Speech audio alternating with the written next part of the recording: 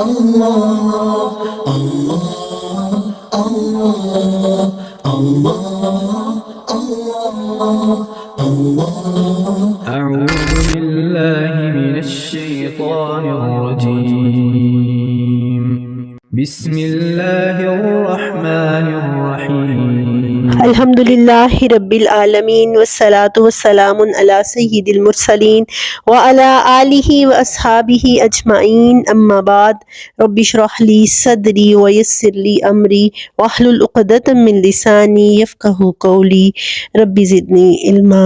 السلام علیکم ورحمۃ اللہ وبرکاتہ۔ کیسے ہیں آپ سب لوگ؟ کچھ دنوں سے پروگرام نہیں ہو سکا، آج 2-3 دن کے گیپ کے بعد پھر آپ کی خدمت میں حاضر ہوں۔ میرے پروگرام مارننگ وتھ قرآن کے سیگمنٹ 1 ورڈز 1 ڈے، روز کی ایک آیت سمجھنے کا جو سلسلہ ہم نے شروع کیا ہے، اس دعا کے ساتھ شروع کرتی ہوں کہ اللہ تعالی ہماری اس کوشش کو قبول کرے اور ہمیں عمل کرنے کی توفیق عطا فرمائے اور ہم سے راضی ہو جائے، ہمیں اپنے پسندیدہ بندوں میں شامل کرے، آمین۔ آپ لوگوں نے آیت کی تلاوت سنی ہے، آئیے آیت کو سمجھتے ہیں۔ یہ آیت الآیات ہے، یعنی آیات نشانیوں کو بھی کہا جاتا ہے، تو وہ آیت جس میں اللہ کی قدرت کی نشانیاں بیان ہوئی ہیں۔ پچھلی آیت مبارکہ میں آیت تھوڑی لمبی اور تفصیل طلب ہے، مجھے لگتا ہے کہ 2 لیکچرز میں ہم اس آیت کو مکمل کر سکیں گے۔ پچھلی آیت مبارکہ میں اللہ رب العزت نے ہمیں بتایا ہے کہ وَإِلَٰهُكُمْ إِلَٰهٌ وَاحِدٌ، تمہارا معبود ایک ہی معبود ہے۔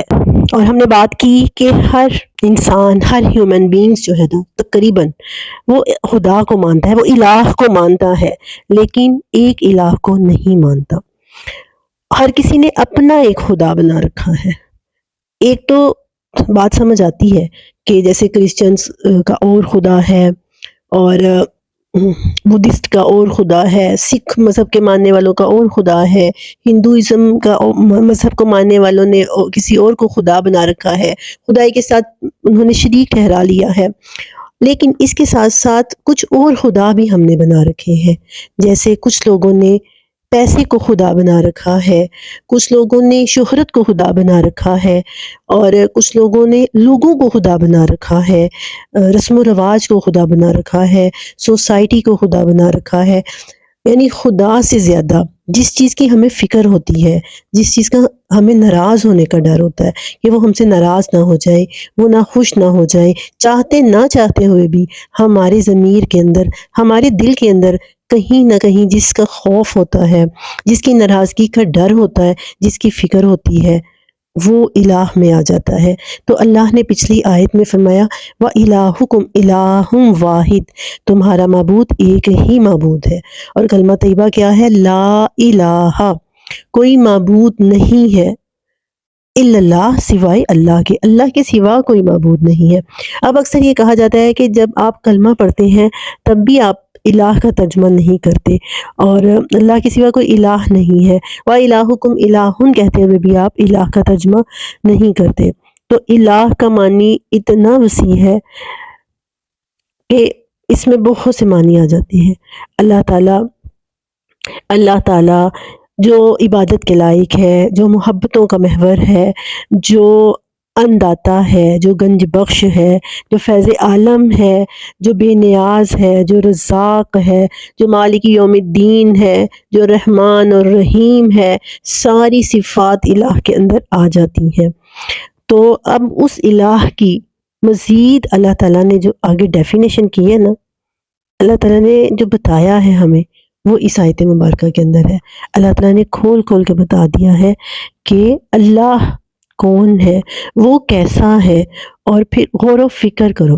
اس آیت کی شان نزول کے بارے میں آتا ہے کہ ایک دفعہ مکہ کے بڑے بڑے سردار رسول اللہ صلی اللہ علیہ وسلم کی خدمت میں حاضر ہوئے اور ان سے کہنے لگے کہ اے اللہ کے رسول، کہ اے محمد، اللہ کے رسول تو وہ مانتے ہی نہیں تھے، اگر تم یہ چاہتے ہو کہ ہم تم پر ایمان لے آئیں تو یہ سامنے جو پہاڑ نظر آ رہا ہے نا، یہ سارا سونے کا بنا دو، تاکہ پھر ہم اس سے گھوڑے اور ساز و سامان خرید لیں، اور تمہارے ساتھ مل کے جو تم پر ایمان نہیں لاتے ان سے پھر ہم جہاد کریں، ان سے جنگیں کریں، اور ہم تم پر ایمان لے آئیں۔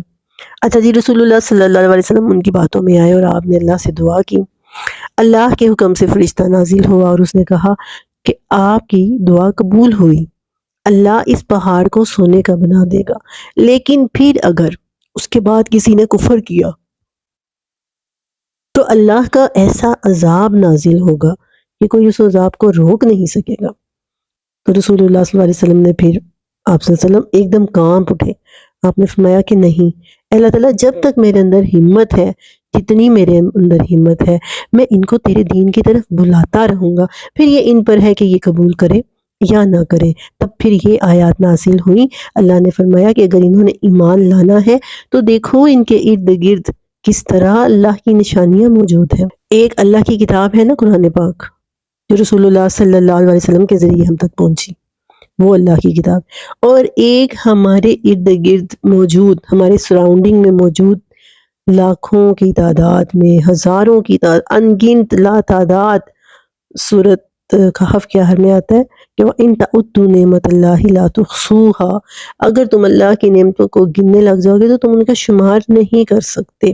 ایک جگہ پر آتا ہے کہ اگر سارے سمندر سیاہی بن جائیں اور سارے درخت قلم بن جائیں، اللہ کی نعمتوں کا شمار نہیں کر سکتے۔ تو آفاق میں پھیلی ہوئی اللہ کی نعمتیں اللہ کی کتاب ہیں، اور اسی لیے تو فرمایا کہ عابد کی فضیلت، عالم کی فضیلت عابد پر ایسے ہے کہ جیسے میری تم میں سے کسی ایک پر۔ اب بتائیے ہم امتی، آپ صلی اللہ علیہ وسلم نبی، اور آپ کی کتنی زیادہ فضیلت ہے ہمارے اوپر۔ ہمارے عام آدمی پر کہا جا رہا ہے کہ جتنی رسول اللہ صلی اللہ علیہ وسلم کو فضیلت حاصل ہے، اتنی جاہل پر یا عابد پر، عالم کو فضیلت حاصل ہے۔ اور عالم کون؟ جو غور و فکر کرتے ہیں۔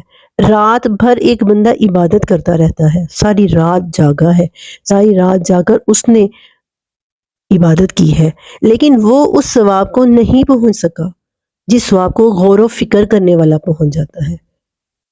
وجہ کیا ہے؟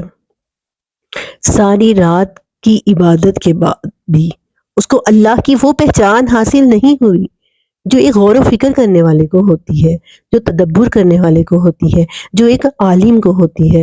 اسی لیے عالم کو بہت زیادہ فضیلت عالم کی بہت زیادہ فضیلت ہے جو ہمیں قرآن اور حدیث سے ملتی ہے۔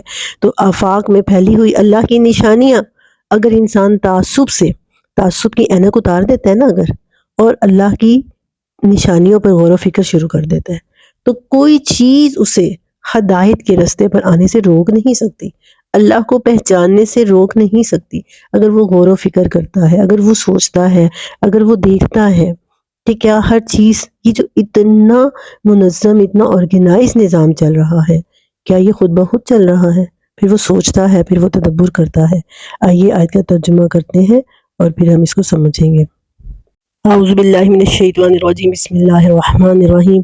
ان فی خلق السماوات والارض، بے شک زمین و آسمان کی تخلیق میں، واختلاف اللیل والنہار، اور دن اور رات کے آنے جانے میں، والفلک التی تجری فی البحر، اور کشتی التی وہ جو کہ تجری فی البحر سمندر میں چلتی ہے یا دریا میں چلتی ہے، بما ینفع الناس جو لوگوں کو نفع پہنچاتی ہے، وما انزل اللہ اور جو اللہ نے اتارا ہے، من السماء آسمان سے، من ماء پانی، فاحیا بہ الارض پھر وہ زندہ کر دیتا ہے، بہ اس پانی کے ذریعے، الارض زمین کو، بعد موتیہا اس کے مردہ ہو جانے کے بعد، وبثا فیہا اور اس نے پھیلا دیے ہیں، فیہا اس زمین کے اندر، من کل دابہ ہر طرح کے جانور، وتصریف الریاح اور ہواؤں کے آنے جانے میں، والسحاب المسخری اور سحاب بادل، المسخری جو مسخر ہے، بین السماء والارض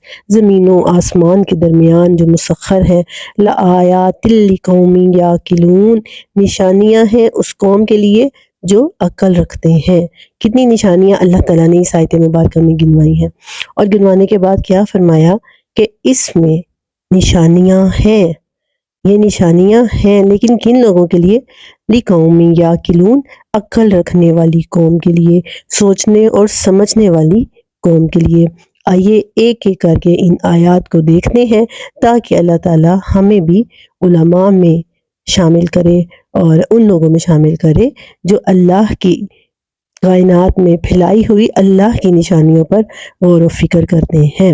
تو نمبر 1 ہے ان فی خلق السماوات والارض، بے شک زمین و آسمان کی تخلیق میں، زمین کی تخلیق میں اور آسمان کی تخلیق میں۔ نمبر 1 اللہ تعالیٰ نے سب سے پہلے کس چیز کی طرف توجہ دلائی؟ آسمان کی طرف اور زمین کی طرف، اور کئی مقامات پر اللہ تعالیٰ فرمایا کہ یہ آسمان کی طرف نہیں دیکھتے، کیف بنیناہا، ہم نے اس کو کیسے بنایا ہے۔ ایک جگہ پر فرمایا بغیر عامد، بغیر ستونوں کے، یا ستون کے بغیر کوئی چھت ٹھہر سکتی ہے پلر کے بغیر؟ لیکن اللہ تعالیٰ نے دیکھیں کتنا وسیع آسمان ہے، اور کہیں کوئی پلر ہمیں نظر آتا ہے؟ کتنی بڑی نشانی ہے آسمان، اللہ تعالیٰ کی قدرت کی نشانی۔